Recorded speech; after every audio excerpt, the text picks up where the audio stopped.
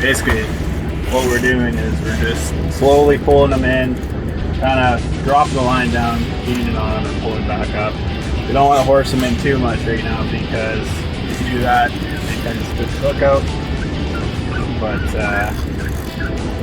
just kind of tiring them out a little bit. We don't want to over tire them or anything at all. That's why we do have big rods, heavy line, big reels, just to get these fish in as quick as we can, snap a few picks, grab some measurements, and then we're going to be putting them right back into the blue after we take them out of the blue. Get what I did there? Cats on the red. Cats on the red.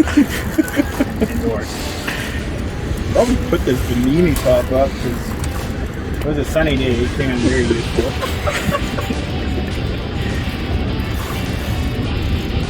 So yeah, you can see it's just kind of pulling up and it just starts taking drag. There we go.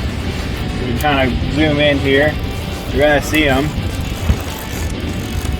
Here he comes. Here he comes. Here he comes. Still taking mine. He's still. It might be a decent one.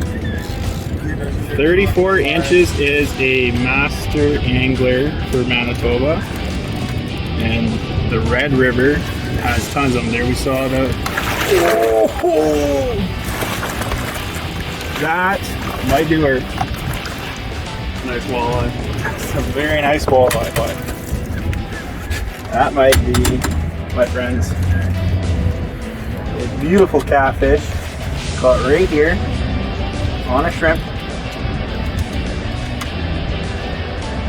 There we go. Beautiful catfish. Here's your catch, my friend. My friend. Oh, just slaps the chest. Back into the blue. To be caught again.